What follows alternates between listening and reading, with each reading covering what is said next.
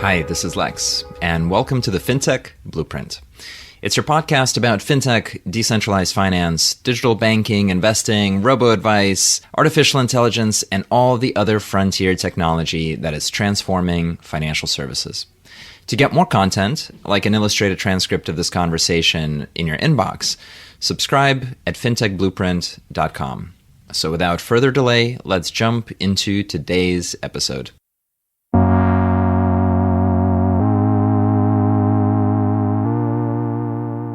Hi, everybody, and welcome to today's conversation. I'm absolutely thrilled to have with us today Yat Siu, who is the co-founder as well as chairman of Animoca Brands. Animoca Brands is one of the foundational companies in the Web3 space, having pioneered NFT-based gaming as well as a number of other developments in the intersection of gaming and decentralized finance. And I'm really excited to talk about that as well as Yat's journey into his role today. With that, Yat, welcome to the conversation. Thank you for having me. It's a great pleasure to be here. I look forward to our chat. Pleasure is all mine. Let's start at the beginning. How did you get into technology? What were some of the early experiences that you had that were formational for you, that were foundational for your view of the world? Oh my goodness, now you're really asking to date me, because my first experience with technology was really in the late 70s. So probably before you and maybe most of the audience that's listening to us was born. You know, it started off really initially through, arcade video gaming was kind of one way that I experienced the world of technology, although I didn't really think of it as technology. It was just I played games, I had fun with that. It was your typical arcade type of games, things like karateka, Yar Kung Fu, and of course I did experience Pong and so on, being the more classic style. But I would say the absolutely foundational experience in terms of technology was, I studied music, my parents are musicians, and I ended up, I wasn't very good at music in comparison to my parents, but, being in sort of only Asian child in a very Chinese family, in that sense, all the sort of legendary stories you hear about tiger parenting, it's all true. So I ended up basically studying music. And in order to advance, I guess, my studies in music, particularly in composition, I ended up writing MIDI software to help me. And this was in the 80s. And in the 80s, of course, you weren't even allowed to use a calculator in the classroom. So using a computer to help you compose music was even more of a taboo. But, I uploaded the software on a pre-internet service called CompuServe. And there I discovered a community that loved my software and even ended up sending me money, even though I was a kid and didn't have a bank account yet, as their way of appreciating sort of, what I was writing at the time, helping other people compose music. Back then on an Atari ST. This was now in the 80s. And what it sort of changed in me was, me growing up as an, Asian minority in Austria. One thing to understand, back in Europe, I mean, even today, there's not that many Chinese people there, but back then there were even less, right? I mean, probably within the 50 square mile radius, I possibly was one of the very few Asian faces around. And even though I speak German fluently and I grew up there, you always kind of felt that you were a little different, right? There was a different time. And in the online world, we're kind of all the same, because for those who will recall, the handle on CompuServe wasn't even a name. It was a number, right? Literally like a phone number. It was like 7650 whatever, right? It was just different numbers. And your identity was completely hidden from the world. You were quasi-anonymous except for what you wrote. And people only judged you based on what you could do and what your skills were and how you proved yourself, literally like a blank slate, right? It was kind of really sort of refreshing, because there was no historical sort of baggage or no prejudices or no biases that one could assume, because you were literally someone new, someone fresh, that had something that was potentially of value to the community. And the community just rallied around you based on what you were able to do. That's one. And the second one, of course, that's actually how I got my job at Atari, because Atari then reached out to me, again, not knowing that I was just maybe 12 or 13 at the time, and that I was a kid, and that I was basically sort of, Asian kid in Austria. That didn't matter. It was more like, we like what you wrote, come into the office, we want to talk to you. I'll pop up. Obviously, they were surprised, but I still got the opportunity because it didn't really matter, right? And I think we see that pattern happen time and time again. You could be very young, or you may not even have gone to college, but if you know how to write smart contracts, for instance, or if you knew how to do web apps in the early days, or if you knew how to design a web page in the 1990s, or if you knew how to write sort of mobile apps in sort of 2010, 2011, you had a job, you had an opportunity, you had a growth path because you were basically just judged by what you were able to do. So that was definitely foundational in terms of opening sort of, I guess, my interest in the potential in technology. And later would be sort of maybe the view of the metaverse as a community online that was basically as real to me, if not more real to me, than my sort of physical network that I had also had in different places. Fascinating, in so many directions to go from here. And maybe it's too early to bring up this topic, but I'll give it a shot anyway.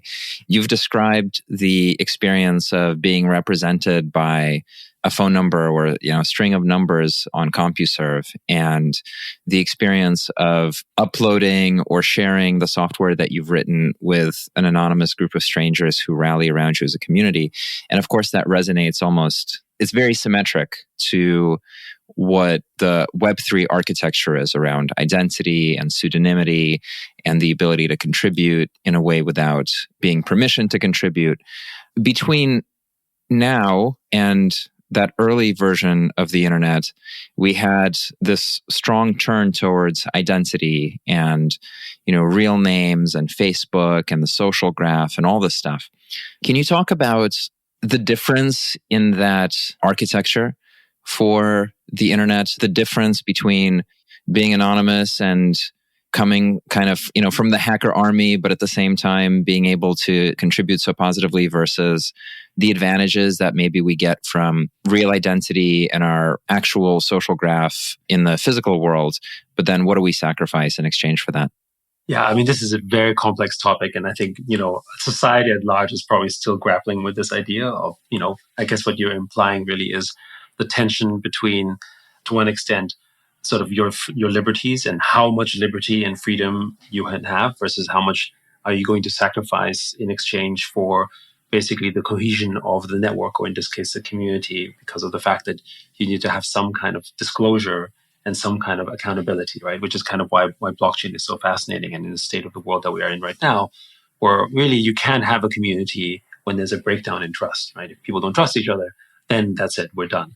And I think one of the interesting things about the early days of, I guess, CompuServe, as it were, one of the reasons why I'm broadly very optimistic in life, not just because I feel like I've had sort of blessings along the way that sort of my life developed, but also the fact that generally speaking, when you enter into these new communities, you enter in a mode of trust.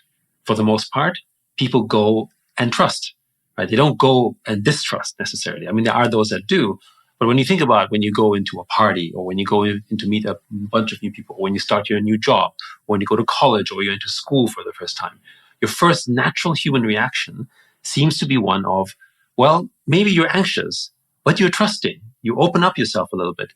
And then there's other people around you who open themselves up to you, and they welcome you, or they talk to you, or they do something, but you're generally brought into an environment, for the most part, that is welcoming you, meaning that you're entering in some kind of trust network, and that basically forms a community in which you grow from.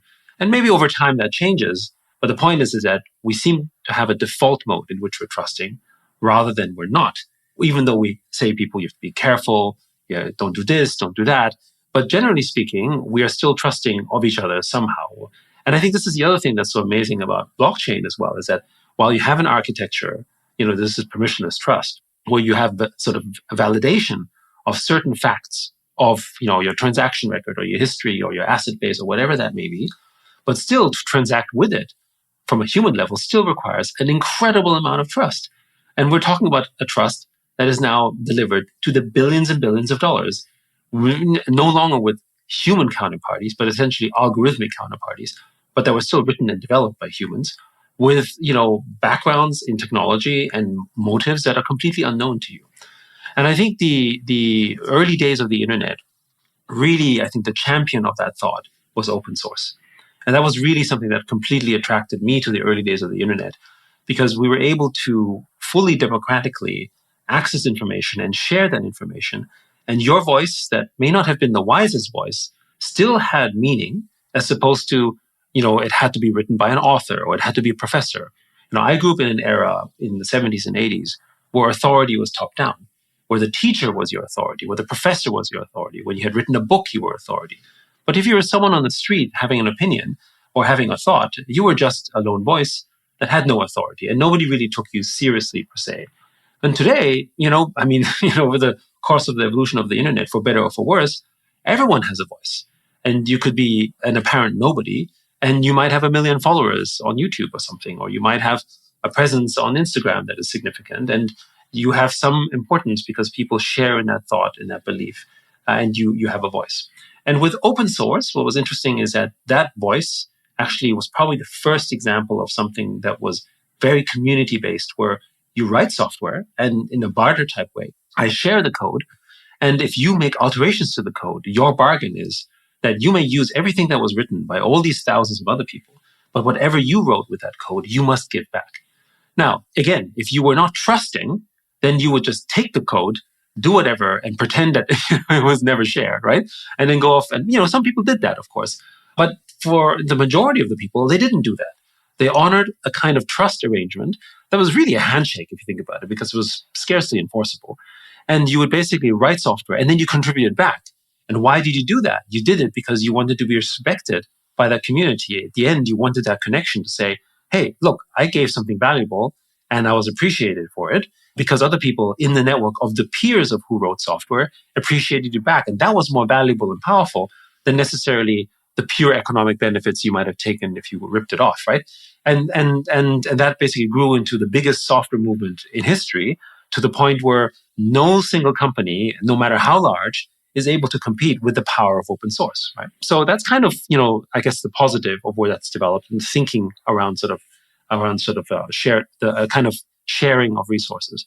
But I think one of the paradigms that changed when we went from Web 1 to Web 2 is the data paradigm, because data is something that was a little bit harder to sort of understand, because data itself was something that could only be understood through the process of, basically the deep learning algorithms that were there that could analyze the data, meaning no human was able to understand sort of the data that was being presented and the volume at which it came about. And we didn't really have sort of value in data up until the mid-2000s, when sort of deep learning really sort of hit its stride. And when you had the kind of computational power in the GPUs that were able to process that. And at that point, data became the valuable construct. Yes, code was important, but actually data is what drove, it was essentially the fuel that made what people wrote valuable and powerful, because you make analytics and you could analyze stuff from this, and then derive essentially sort of incredible sort of knowledge and power as a result. And it gave rise to these data monopolies that monopolize this data, whether it's the Facebooks of the world, the Amazons, the Googles, all of them, which have become the most powerful companies in the world. So data effectively is the new oil, right? And that became monopolized. And as we are now constantly providing value to the networks that we believe we enjoy, such as an Instagram, actually we're feeding the network with our data. And now it's actually become no longer bi-directional benefit. It's become very much one-directional, with the illusion that we're getting some social value in the form of likes, which are meaningless actually. But then in exchange, we give them our data, which they then use to create derivatives of analysis and other forms of value that then they sell back to us in the form of advertising. And next thing you know, we've become the product. And so to me, Web3 is the antidote to that, which is to say, well, wait, now that sort of data, which is written to these private databases that are controlled by these large corporations, are private goods, now become public and open in blockchain. We're basically going back to the whole original promise of the internet, which was this sort of more open and democratic sort of sharing of resources, basically back where the data is basically effectively shared. But now the data has value because it's on chain. And therefore, we're sort of sharing, frankly speaking, in the sort of benefits of what the data can derive, which then comes down in the form of, it could be crypto, it could be NFTs, it could be a whole bunch of things. Those are the first iterations in which we now enjoy from where we had shared knowledge to now basically enjoying shared value in these shared networks. That is Web3. I think there's a distinction also between the business model of Web 2, which is the monetization or the commercialization of data, and the consequent building of AI and algorithms to maximize the commercial yield of the data, and all of that going through sponsorship and advertising and things of that nature.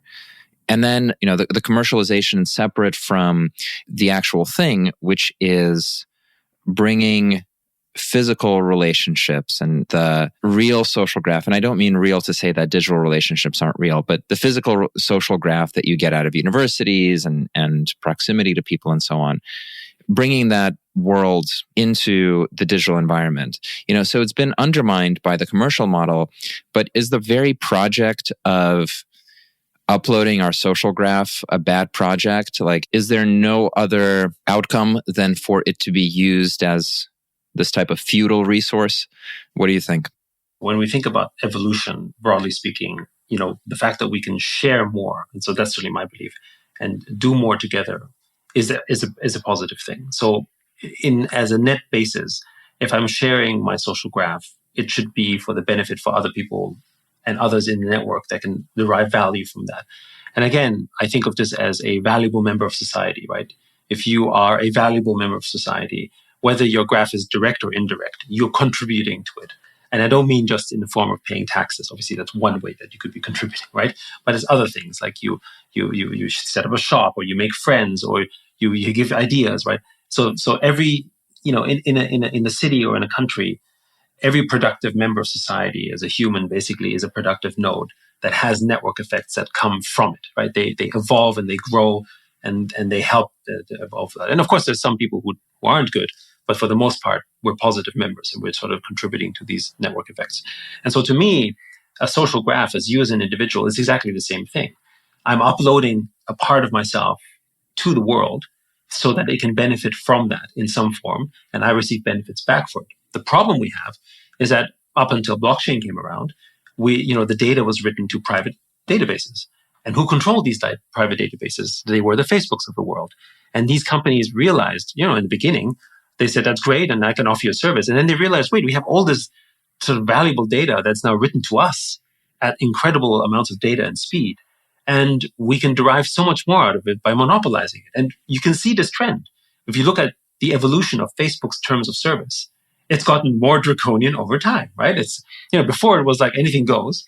And then they said they added these clauses where they changed the rights and what we could do with the data, and eventually sort of, removed access to certain things, and then eventually added clauses that if you were quasi-competitive, then you would be banned, and all that kind of stuff, right?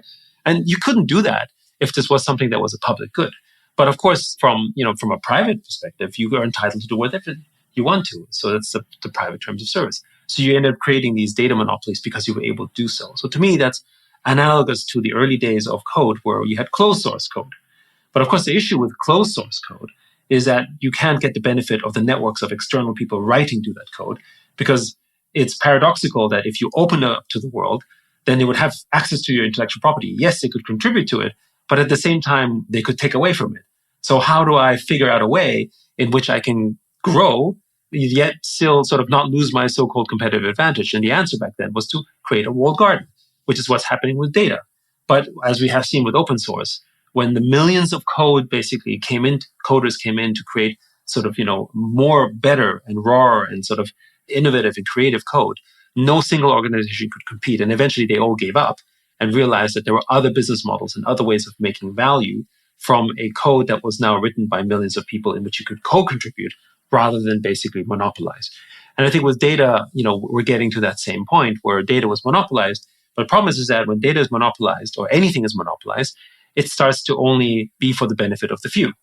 And every time you have that situation, you have an imbalance. And in this imbalance, there's going to be whether you call it a revolution or reaction to it, to say, wait, that's not right. Because at the end of the day, who are you serving, right? You're not serving an algorithm, although one might argue that could change with AIs. You're actually serving your customers, who are your people, who are part of your network. I mean, what is Instagram without its users? What is Google without people searching, for instance, right? I mean, even, ChatGPT would not be as valuable if there weren't people using it and asking it prompts and questions for which it obtains intelligence and reactions and learns from that process, right? So we're all contributing to that network. It's just written in a manner where it doesn't seem to contribute to the benefit of others for the time being. And certainly in the case of the Web2 protocols. But remember, Facebook, when it launched, was entirely open. Everyone could just build whatever they wanted on it. It was a fire hose of networking capabilities. And then Zynga just became too big, because with Farmville, they suddenly were a platform that potentially could usurp Facebook itself. And in a kind of funny way, were probably in the middle of beginning their own vampiric attack on the social network that was Facebook. So Facebook reacted by basically sort of, changing their terms of service and sort of shutting them down effectively and almost taking them out of business, which again, in Web3, you can do, which is why you have all sorts of vampiric attacks, in blockchain. There's an interesting parallel reality where Zynga does become the larger company, buys up Instagram, and goes on to become a conglomerate of gaming and social networking. But let's talk about a much more relevant gaming company, which is Animoca. Tell us about your journey into founding that business and maybe some of the early hypotheses that you had. I'd love to come to the metaverse and the NFT experience that you've gone through over the last couple of years, but certainly that wasn't yet there when you started to build the business. So tell us how that came about. What were you thinking? What was the moment like and some of the initial things that worked? The journey for me in gaming really started when I was a kid, right? And even my first job when I was really a teenager was with Atari, which was at the time the leading games company, arguably, before they got wiped out by Nintendo. And I would say my thoughts, even though they weren't called the metaverse, the experiences I had already back then in the late 80s and early 90s were all sort of, I guess, pre-metaversal, you could say, in the sense that I bought my first virtual item in a multi-user dungeon called Perilous Realms, I think. Maybe it was 91, 92. I don't remember. It was a virtual sword, which some player earned inside the game. And these were MUDs, multi-user dungeons. So there was no graphic interface. It was, you would literally, when you go from place to place, you would type, go east and go west and go north, right? And sometimes if it was a long haul, you press go north 10 times, right? Until you can't get there. And then something shows up, right? And you communicated with people. And the way that I received my virtual sword was I literally sent a check in. It was cashed in, and maybe a few weeks later, he said, okay, meet me in this pub in this game, and I'll just give you the sword. That's amazing. The amount of trust you must have had to do that is fantastic, because I say my personal experience with trading in video games was largely being scammed in Diablo 2 by people telling me to drop items on the ground, which I did as a 13-year-old and then immediately losing them. Yes. And I think this is the point about society as it grows, right? And I think we kind of have a similar setup when it comes to history as well, right? When you were hunter-gatherers in the community of 100 to 150 people, everyone knows each other. So if I go ahead and say, hey, this guy just stole money from me, then it's a conflict. And whether you can prove it or not, at the end of the day, you still have to deal with the fallout. But, something like Diablo or World of Warcraft, where you have millions of people playing the game, who the hell cares whether this person lost a sword or not, right? I mean, what kind of enforcement strategies can you have? And I think this is true also in societies. We had to sort of start to go from hunter-gatherer setups where we trusted each other because everyone knew whose cow it was, to basically go to societies where there were hundreds of thousands of people living in towns and villages, and nobody knew who owned what. So you needed to have a registry, or you needed to have a king, or you needed to have some central authority at the time, because we didn't have blockchain, to sort of validate your ownership of things, right? So you were able to sort of then actually, and then you needed an enforcement mechanism, right? So all of these things sort of were interesting evolutions around how we as humans are trying to sort of bring order and a sense to basically maintaining trust in our communities. But, to go back into sort of the thesis points around Animoca Brands, that history began early on and evolved over time. Having also built an ISP and having been involved in open source code and very much involved in the Linux community in the mid to late 90s, and then eventually selling our cloud computing business to IBM, we went back into gaming basically with the advent of the App Store opening on the iPhone around 2010, 2011, where we launched basically a mobile game called Pretty Pet Salon, which became a big hit. We were one of the first companies to utilize in-app purchases and adopt what was known back then as the free-to-play or freemium business model. One thing to remember back then, games were paid. You paid for the wrapped software, or you might pay for a subscription, a la World of Warcraft, and then you play the game with as much content as you wanted. And the free-to-play business model was still very much in its infancy, where people would be able to play the game entirely for free. And if they wanted to, then they could pay. And actually, that turned out to be the superior business model. But back then, nobody really knew. We were pioneers in that space. And part of the thesis was based on mobile gaming, this idea that the smartphone, led by Apple at the time, was going to be this revolutionary digital interface to your life and everything else. And games would be a really big part of it. And we would be making mobile games, which is essentially something that we love to do. And, Animoca basically became Animoca Brands over time because we licensed a lot of third-party brands, well-known sort of IP, to make popular mobile games. But one of the experiences that was transformative to us was that we got deplatformed by Apple because they accused us, and we think, they never said it to us, of gaming the App Store. So that's what we think happened. What we figured out was that if we launch an app every week and cross-promote, we'd always be at the top of the App Store rankings. Because back then, App Store rankings weren't very sophisticated. I think it was just based on the number of downloads. And so we were very good at doing that. And at one point, 12 out of the top 20 apps in the world were made by Animoca or Animoca-related companies, shall we say. And then, I remember this was in February, I think it was 2012. I was in the airport, and the office frantically calling me and says, "We have an emergency. What happened? All our apps are gone." And that was sort of a flash of, oh my goodness, what just happened, right? And we didn't receive an email, and nobody told us. We had hundreds of apps on the App Store, and it all evaporated overnight because someone just pressed the kill switch. We contacted everyone we could. We couldn't get back in business, and we were not back in the App Store until a year plus later, at which point we had, of course, lost our pole position. And I'm sharing all of that because that was really our very first experience in sort of what happens when you were beholden to centralized platforms. And of course, today there's millions of stories of companies that are being deplatformed, big and small, or individuals that lose their handles just because the platform decided on a whim, basically, kind of like a dictator, that you shouldn't have it anymore without any kind of adjudication or without any kind of way in which we could sort of appeal whatsoever. And I think the appeal then, our studio in Vancouver called Fuel Powered was involved in building this little thing in 2017 called CryptoKitties. And of course, we didn't really know much about it until the launch. And when we saw that, not only were we excited and fascinated about sort of this idea that you could have, sort of the NFT, just in the form of NFTs, these digital items that were controlled by the community effectively and were really sort of your sovereign property online. It was also really a way in which we felt that the end user would have finally more control over their digital sort of destiny, as it were. And that was really the big appeal point to us. Can I ask you the question just in terms of how you were involved in building that out? Because I know there's like the Flow team. How did you collaborate to build the experience? At the time, Fuel Powered, which was our studio in Vancouver, shared an office with another company called Axiom Zen. And Mick, who is the sort of co-founder of Fuel, is really, really good friends with Roham, who is the CEO of Axiom. And that company was actually the one that was building the protocol of CryptoKitties, and it needed people to help them with the game design and the gaming elements. And this is where Mick and Fuel Powered came in. Mick was actually meant to become the head of North America for Animoca Brands. This was now in 2017. And when sort of CryptoKitties completely took off, so this was before Dapper was even formed, by the way, there was an opportunity to basically bring this new entity to life called Dapper Labs, which is essentially spun off by Axiom Zen. Mick could be a co-founder of that business. And that's when we negotiated a deal where that we would become the publishers of CryptoKitties in our part of the world, which Animoca Brands became in January of 2018.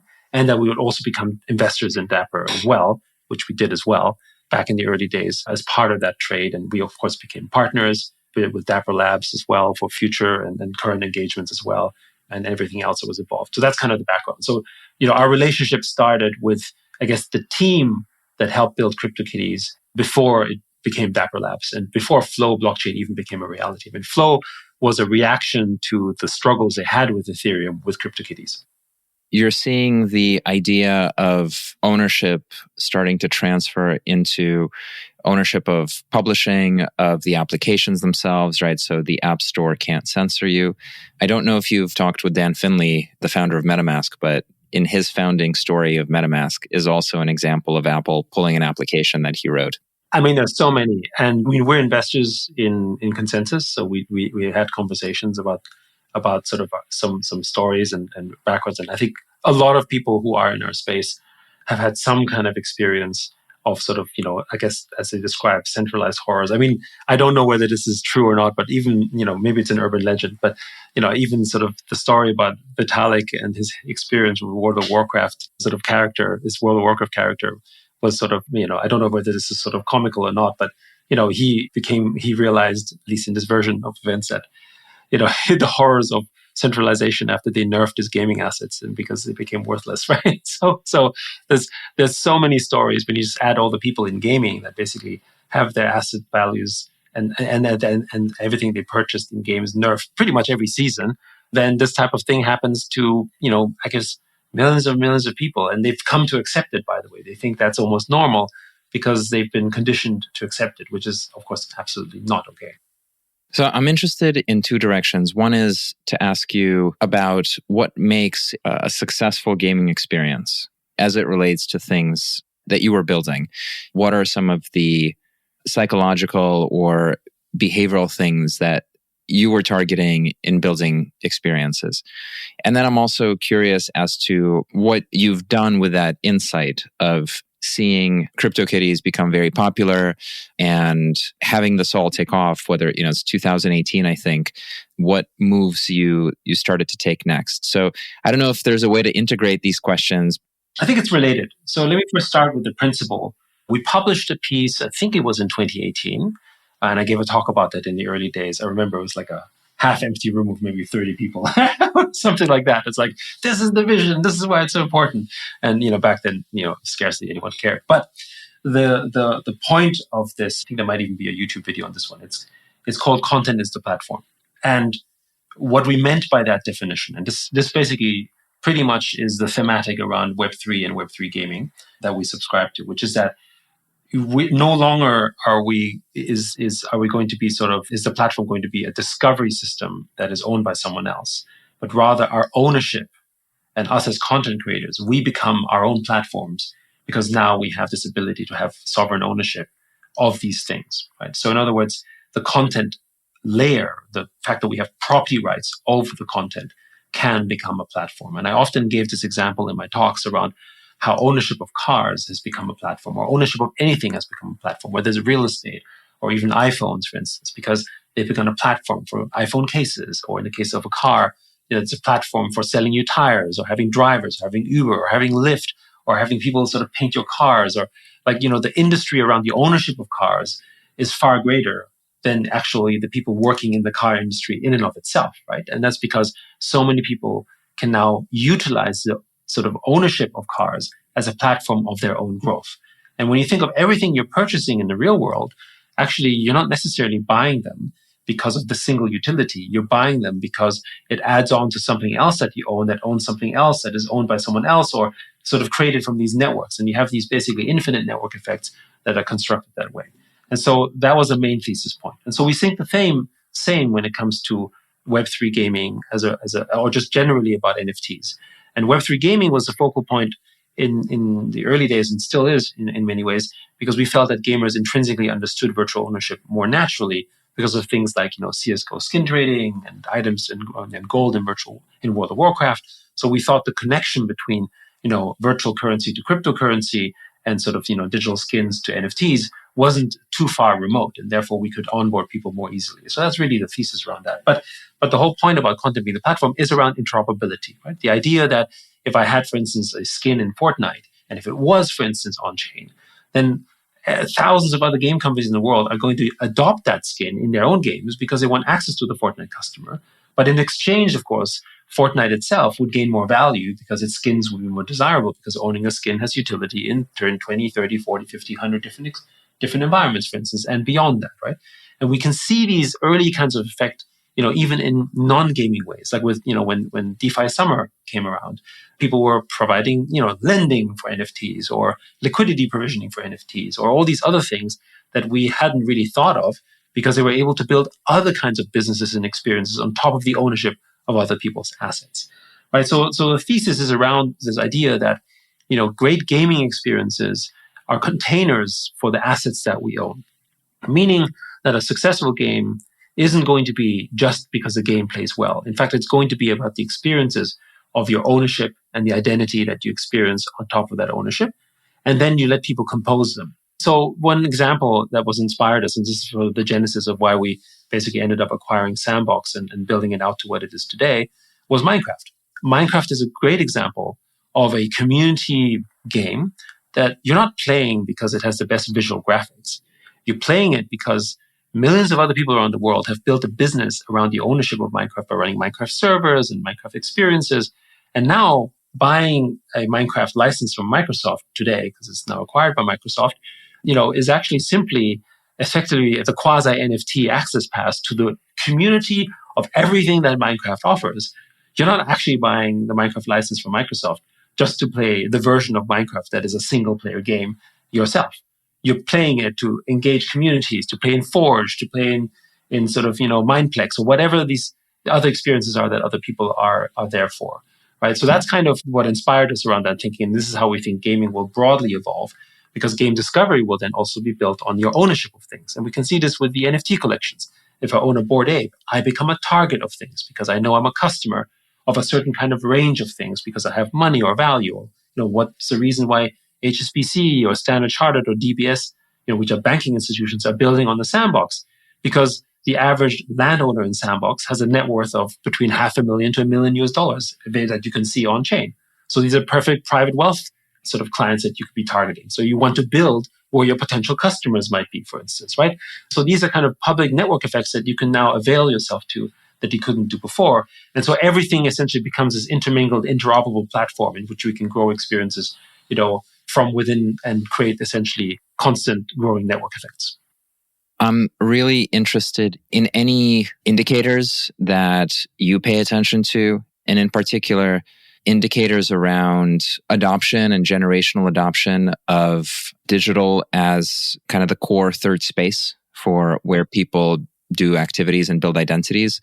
I think we come up with narratives based on, well, if you look at sports and then you look at esports, and esports revenue starting to eclipse football revenue in certain cases, and certain events being bigger than the Super Bowl in the US. That's kind of one direction that we talk about.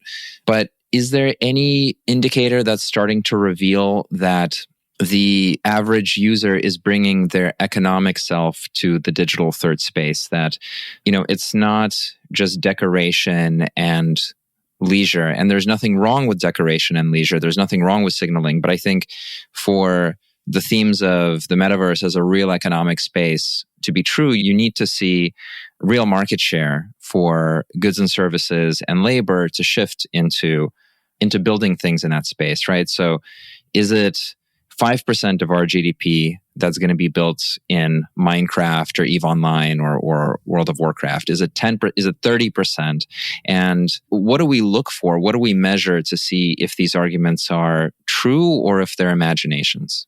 So first, talking about where we are right now, video gaming generally is a $200+ billion industry, which is bigger than music and the film industry combined.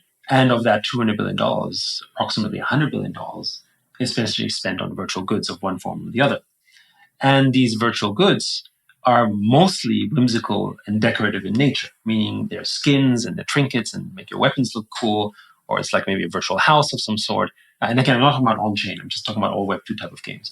So, and those, by the way, is in a network of over 3 billion gamers in the world, which is a bit more than, half of the world's internet. So the majority of the world are gamers already, and they're engaging in the form of virtual good, in which if you ask them whether you own them, they would already tell you, oh yeah, I think I do own them, when in fact they're just renting them. Because of course it doesn't say it that way, but you have absolutely no ownership in it. It is essentially a lease at the pleasure of the game studio that's operating it. So I think we're already there. When people talk about the metaverse, we just have a version of the metaverse that is essentially feudal in construction.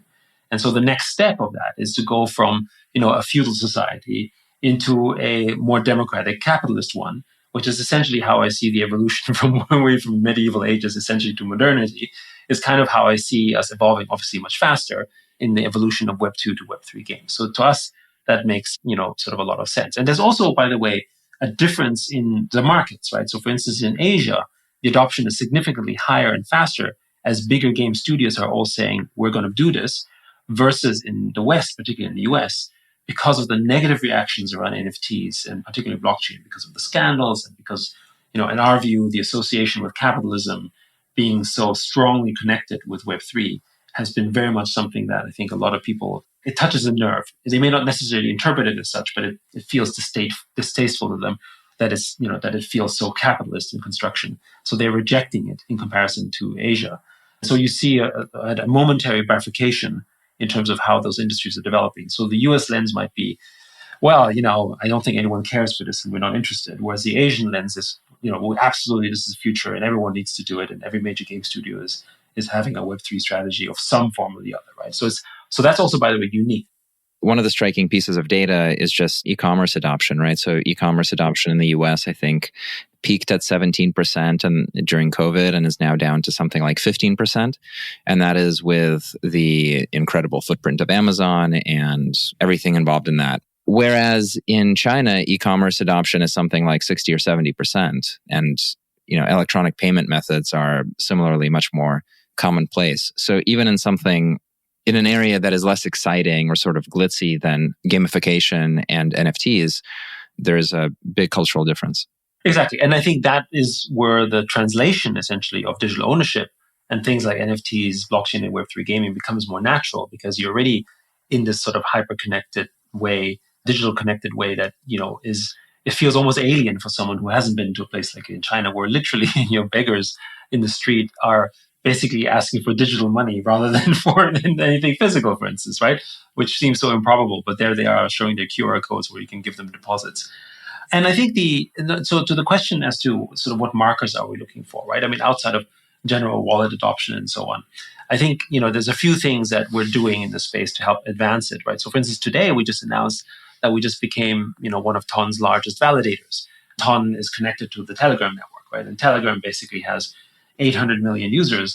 And that to us is basically another natural way in which we can bring sort of, Web3 adoption because of the fact that it's easier to set up a wallet and that you can basically begin that from, the Telegram experience through basically Ton Wallet and, build gaming experiences and build other things on top of it where you can basically move on to the world of Web3 and everything that's related to that. And then also with what we're doing with Mochaverse and Mocha ID, which is basically our decentralized identity solution, it's a way to basically allow us to create new sort of trust networks in a zero knowledge proof way that you have an identity that's soul bound, or you can now trust to build on them. And you know that this is a good actor, for instance, or it's someone who's played this kind of game or has this kind of experience points in other experiences without revealing their name, but at least you know that he's a valid user and therefore, it's money well spent, or I can target him appropriately.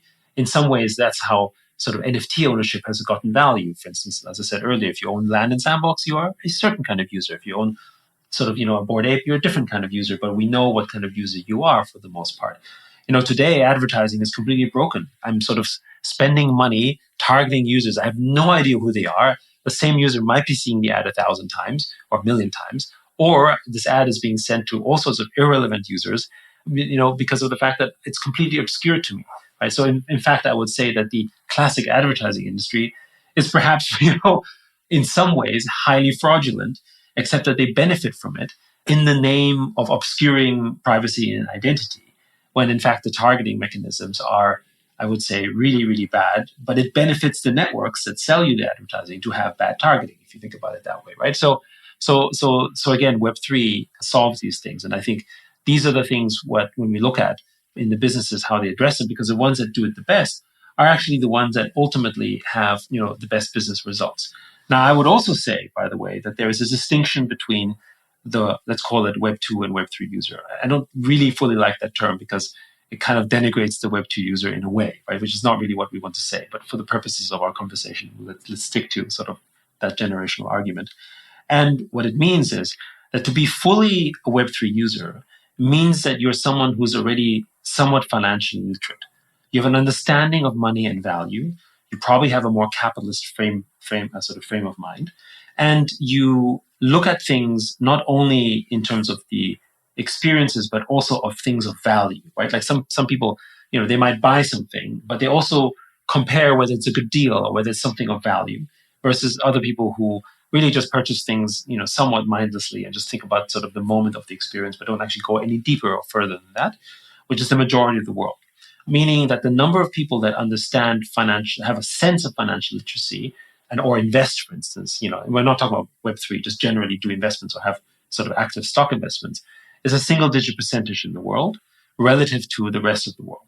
And so when we talk about Web3 gaming, you have this Venn diagram of people who are financially literate and people who are in gaming. And then actually the intersection of that Venn diagram is actually a very small percentage, right? And these are, by the way, the kind of people who are maybe the ones who are trading on CSGO skins, or these are the people who are understanding of economics inside games, and they trade and they play in a certain manner that most of the other gamers don't.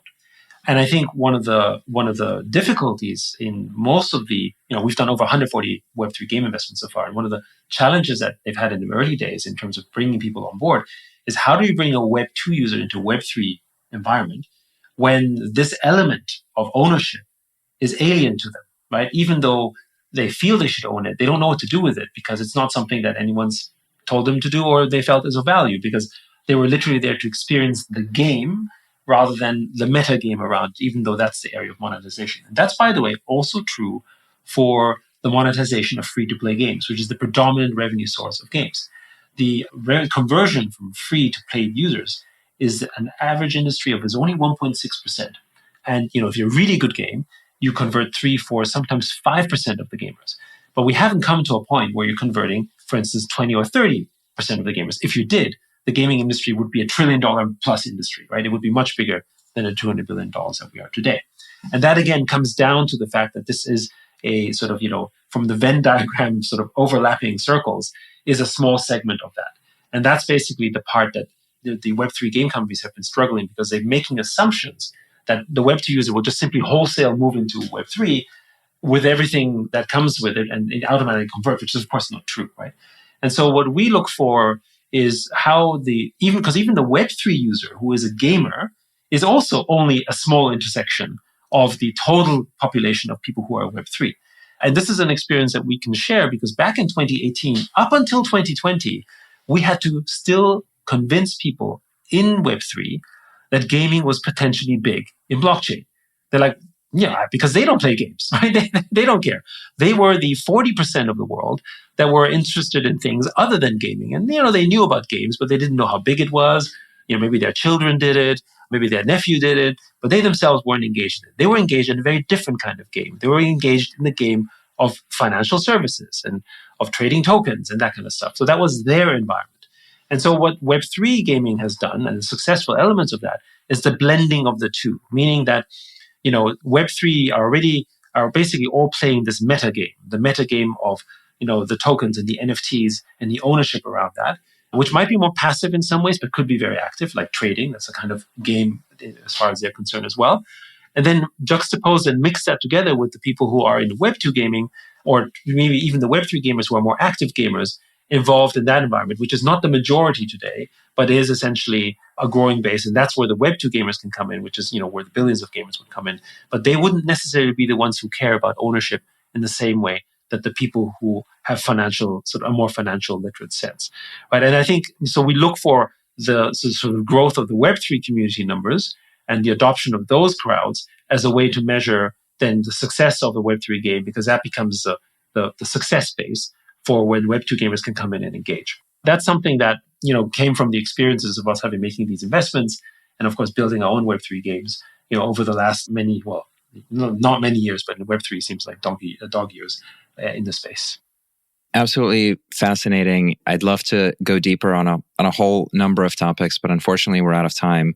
I find the concept of an underlying economy around really digital productivity of how people are spending time to create goods and services really compelling. In my mind, there's no reason why a painter who spends 3 months painting a canvas or a digital painter who spends 3 months painting a digital canvas, why there is any intrinsic difference between those two pieces of output. And then once you scale that up to experiences and worlds, and communities, it becomes even more powerful. So I really appreciate your spending time with us today and opening up these themes, and hopefully we'll have more time together.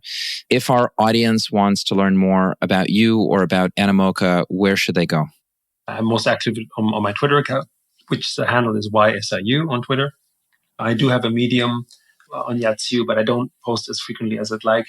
And of course, you can go to animocabrands.com and follow our Twitter account, and also Animoca Research, where we post on a regular basis our views and research of different projects we invest in, or even third-party things that we see that we think is important in our industry. Fantastic. Yat, thank you so much for joining us today. Thank you for having me. It's been a pleasure. Hi, everyone. That's it for this week's episode of the FinTech Blueprint. For more technical deep dives into all things FinTech and decentralized finance, check out fintechblueprint.com and grab a free subscription to the newsletter. This is Lex, and I'll see you next time.